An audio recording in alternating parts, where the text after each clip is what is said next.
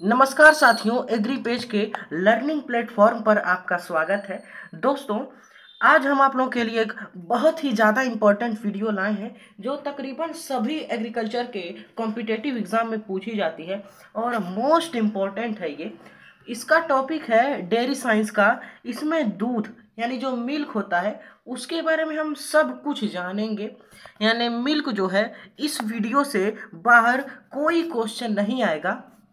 जैसे ये FO agriculture technical officer, UP CATET और सीयूईटी एग्रीकल्चर में, तो इन सभी एग्जाम्स के लिए और सभी एग्जाम एग्रीकल्चर के जो कंडक्ट कराए जाते हैं उनमें इम्पोर्टेंट है। जैसे एग्रीकल्चर सुपरवाइजर का हो गया, तो सभी एग्रीकल्चर के कॉम्पिटिटिव एग्जाम के लिए इम्पोर्टेंट होते हैं।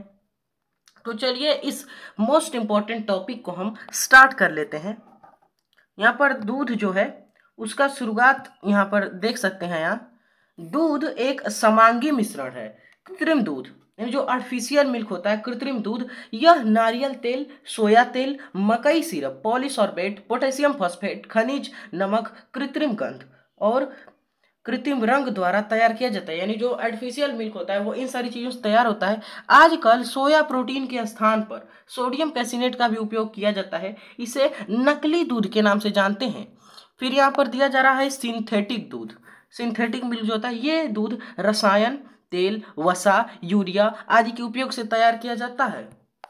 इसमें वसा की बात आई है तो जो दूध में वसा की मात्रा होती है वो ब्यूटाइरोमीटर से ज्ञात की जाती है, वो आपको ध्यान में रखना है। और अपेक्षित घनत्व से शुद्धता जो ज्ञात होता है वो लैक्टोमीटर से।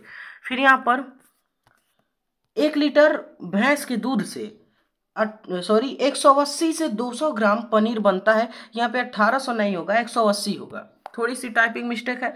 तो यह 1 लीटर भैंस के दूध से 180 से 200 ग्राम पनीर बनता है। फिर घी में 99.9% फैट पाई जाती है। इसमें दोस्तों ये वेरी, जैसे 99%, जैसे अगर घी में वसा की मात्रा पूछेगा तो 99% से कम नहीं देगा और 99.99% से ज़्यादा नहीं देगा। तो 99 दे सकता है, 99.5 दे सकता है, 99.99 दे सकता है, तो वो आप देखेंगे। उसके बाद से है गाय के दूध में प्रोटीन की औसत मात्रा 3.5% पाई जाती है। और प्रोटीन दूध में कोलाइड के रूप में मौजूद होता है। यानी जो प्रोटीन होता है वो दूध में कोलाइड के रूप में उपस्थित होता है और दूध में लैक्टोज विलयन के रूप में उपस्थित होता है। यानी जो दूध की शर्करा होती है उसे लैक्टोज कहा जाता है। उच्चतम लैक्टोज सामग्री साहिवाल के दूध में मौजूद होती है। यानी जो साहिवाल का दूध होता है उसमें सर्वाधिक लैक्टोज पाया जाता है, 4.5 से 6% तक। फिर है दूध में खनिज विलयन के रूप में उपस्थित होता है। यानी दूध में जो खनिज होते हैं वो भी विलयन के रूप में उपस्थित होते हैं। दूध में दोनों प्रकार के विटामिन यानी फैट सोल्यूबल, वाटर सोल्यूबल दोनों मौजूद होते हैं। और दूध का रंग सफ़ेद कैसीन के कारण होता है और पीले रंग का दूध कैरोटीन के कारण होता है। एक क्वेश्चन यहाँ पर और है कि दूध के प्रोटीन को, दूध में कैसीन नाम की प्रोटीन पाई जाती है, वो भी आप याद रखेंगे। और दूध का जो मेल्टिंग पॉइंट है यानी जो गलनांक है वो यहाँ पर 101 डिग्री सेल्सियस है और इसका पीएच 6.4 से 7.4 होता है। हिमांक, दूध का हिमांक जो है वो 0.35 से 0.55 होता है। उसके बाद से इसका सापेक्षिक घनत्व जो है दूध का वो यहाँ पर आपका 1.028 से 1.032 तक आता है। ये भी मोस्ट इंपॉर्टेंट है, ये पूछा जाता है दूध का अपेक्षिक या सापेक्षिक घनत्व। तो आप याद रखेंगे 1.028 से 1.032 तक। फिर ताज़ा दूध में जो अम्लता प्रतिशत होता है वो 0.12 से 0.15 होता है। यहाँ पे से होना चाहिए 0.12 से 0.15% तक। फिर दूध का जो चिपचिपाहट होता है ये 1.5 से 2 तक होती है। और दूध के घटक निम्नलिखित कारकों से प्रभावित होते हैं और वो कौन कौन से कारक हैं तो वो भी हम देख लेते हैं। यहाँ पर देख सकते हैं आप, पशुओं की नस्ल, दूसरा हो जाएगा आहार प्रबंधन, तीसरा हो जाएगा जलवायु परिवर्तन, चौथा हो जाएगा गाय की आयु यानी पशु की आयु, पांचवा हो जाएगा गाय की अवस्था। फिर हम देखेंगे पास्चुराइजेशन, इसको हिंदी में पास्तुरीकरण कहते हैं। तो इसमें दूध जो होता है इसको यानी थोड़ा गर्म करके इससे बैक्टीरिया को मतलब मार दिया जाता है, उसी को पास्तुरीकरण कहते हैं। वही इसमें परिभाषा रूप में दिया गया है। यह लुईस पाश्चर द्वारा बनाया गया था। पाश्चराइजेशन की मदद से लगभग 99% बैक्टीरिया मर जाते हैं, लेकिन बैक्टीरिया के जो जीवाणु होते हैं वो जीवित रहते हैं। इस प्रक्रिया में दूध जो होता है, दूध को निश्चित तापमान पर गर्म किया जाता है, जिससे हानिकारक बैक्टीरिया मर जाते हैं। इस प्रक्रिया के परिणाम से किण्वन प्रक्रिया बाधित होती है। जो फर्मेंटेशन होता है वो इससे बाधित हो जाता है पाश्चराइजेशन से।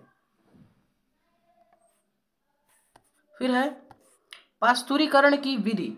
यहाँ दो प्रकार की होती है, LT-LT और HT-HT।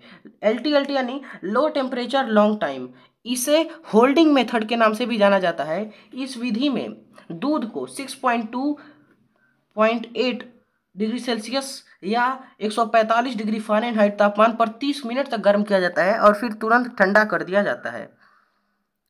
फिर उसके बाद से है HT-HT यानी हाई टेम्परेचर शॉर्ट टाइम।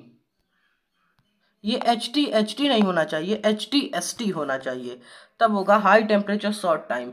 इसे कंटिन्यूअस मेथड के नाम से भी जाना जाता है। इस विधि में दूध को 15 सेकंड के लिए 72 डिग्री सेल्सियस या 160 डिग्री फ़ारेनहाइट तापमान पर गर्म करते हैं और फिर इसे ठंडा किया जाता है। फिर है UHT अल्ट्रा हाई टेम्परेचर। इसमें क्या किया जाता है, उसके बाद से यहाँ पर दिया गया है, उसके बाद से यहाँ पर है UHT यानी अल्ट्रा हाई टेम्परेचर। इसमें क्या होता है, इस विधि में दूध को 135 से 149 डिग्री सेल्सियस पर 1 से 5 सेकंड के लिए गर्म करते हैं और फिर 10 डिग्री सेल्सियस पर ठंडा कर लेते हैं। फिर है स्टरलाइजेशन। स्टरलाइजेशन क्या होता है, इस विधि में हानिकारक और लाभकारी दोनों प्रकार के जीवाणु मर जाते हैं। इस विधि में दूध को 100 डिग्री सेल्सियस पर 30 मिनट तक गर्म किया जाता है। इस प्रक्रिया के बाद इस प्रकार के दूध से दही नहीं बना सकते हैं, ये इंपॉर्टेंट है। स्टरलाइजेशन के बाद जो दूध मिलता है उसे दही नहीं बन पाता है, नहीं बना सकते। फिर है चिलिंग ऑफ मिल्क। इसमें दूर दराज के इलाकों में दूध वितरण के लिए दूध को 4 डिग्री सेंटीग्रेड पर स्टोर किया जाता है। फिर यहाँ पर एक लाइन और है, होमोजेनाइजेशन ऑफ मिल्क। इसमें है, इस विधि में दूध में वसा की एकरूपता के लिए वसा ग्लोब्यूल्स को छोटे छोटे कणों में तोड़ दिया जाता है। तो ये मैंने पूरी आपको बता दी है।